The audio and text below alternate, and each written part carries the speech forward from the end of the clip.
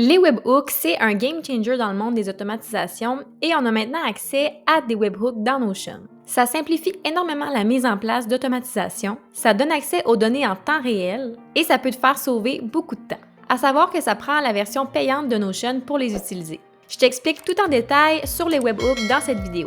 Un webhook, c'est comme un messager automatique entre des applications. Contrairement aux API traditionnels qui vérifient périodiquement s'il y a des nouvelles infos à transmettre, le webhook envoie la notification instantanément. Plus simplement, c'est comme si tu avais quelqu'un qui surveillait en tout temps ton workspace Notion pour aller avertir instantanément une autre application quand un changement survient. Tout ça dans un langage qui est compris par les applications. Les webhooks sont réactifs en temps réel. Dans Notion, on peut utiliser les webhooks de trois façons. Dans le workspace complet, via les boutons et via les automatisations de base de données. On va voir des exemples, mais avant, on va voir comment configurer un webhook dans une application d'automatisation tierce comme Make. Donc, je me rends sur l'application make.com, donc une application d'automatisation, et j'ouvre un nouveau scénario pour me créer en fait une nouvelle automatisation. Donc, pour le module de déclenchement, pour créer un webhook, j'irai prendre webhook. Si je ne l'ai pas déjà ici d'indiquer, je peux l'écrire puis ça va me le donner en haut. Je vais prendre Custom Webhook comme module de déclenchement. Puis là, je vais me créer ici un nouveau webhook puis je vais l'appeler, là je vais l'écrire test, là, mais je lui donnerai un nom qui est pertinent, que je vais reconnaître que c'est pour telle application que je l'ai utilisée. Je vais faire Save. Et là, on va me donner un URL ici que je vais pouvoir copier, Copy Address to Clipboard. Et c'est ce que je vais venir coller dans la section URL du webhook qu'on va me demander dans Notion. Donc, si je crée une automatisation et que je prends comme action envoyer un webhook, c'est ici que je vais pouvoir coller l'URL de mon webhook et ensuite je vais pouvoir choisir lesquelles des propriétés de ma base de données je veux transférer vers mon webhook, donc vers make.com. Disons que je les prends tous pour l'exemple. Là, ça me prendra un déclencheur.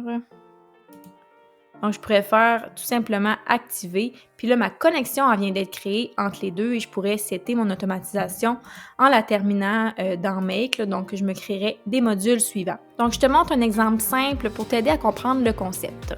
Si je voulais envoyer une notification via une autre application quand un projet est terminé dans Notion, on pourrait faire ceci. Alors, je vais venir dans ma base de données projet, créer une automatisation. Je pourrais dire projet terminé. Notification, disons Telegram, peu importe l'application qu'on voudrait choisir. Et là, je mettrais état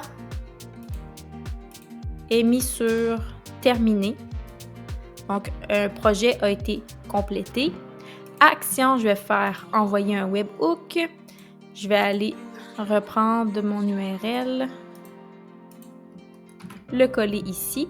Et là, bon, pour les informations que je veux envoyer à mon webhook, je pourrais mettre le nom du projet, les dates, l'état, ce serait suffisant. Donc là, je vais faire activer mon automatisation. Elle va se retrouver ici. Et là, je vais aller compléter le reste dans make.com. Donc, dans Make, je vais sauvegarder ici et je pourrais faire Run this module only. Puis, on va aller mettre un projet à terminer ici. Donc, terminé. Normalement, il devrait recevoir l'information très bientôt. Donc là, j'ai reçu l'information de mon webhook.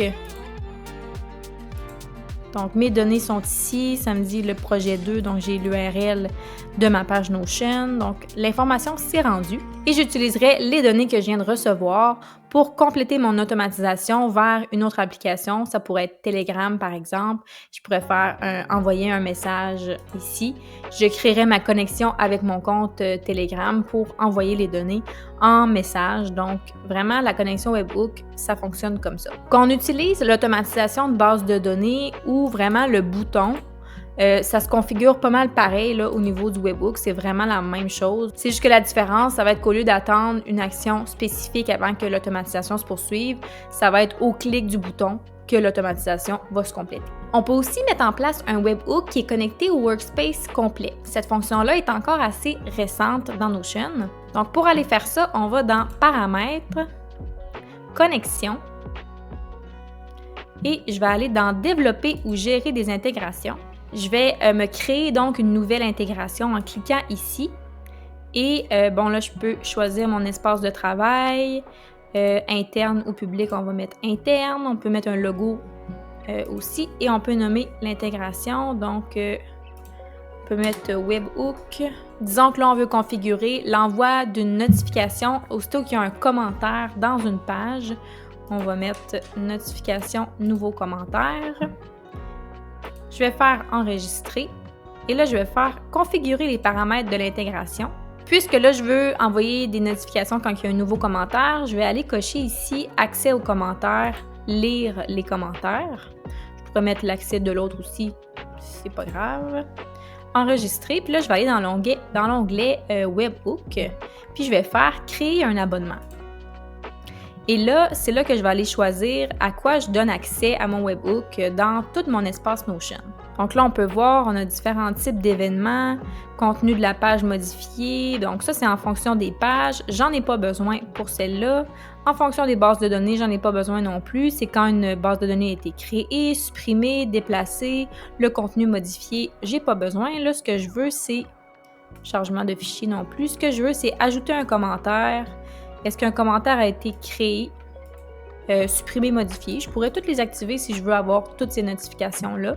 Si je veux juste un commentaire créé, je vais faire créer un abonnement ici. Évidemment, il va falloir que j'aille mon URL. Là, je vais aller me créer un nouveau scénario, un nouveau webhook. Donc, je vais recopier le nouvel URL ici. Je vais aller le coller comme ça et faire créer un abonnement.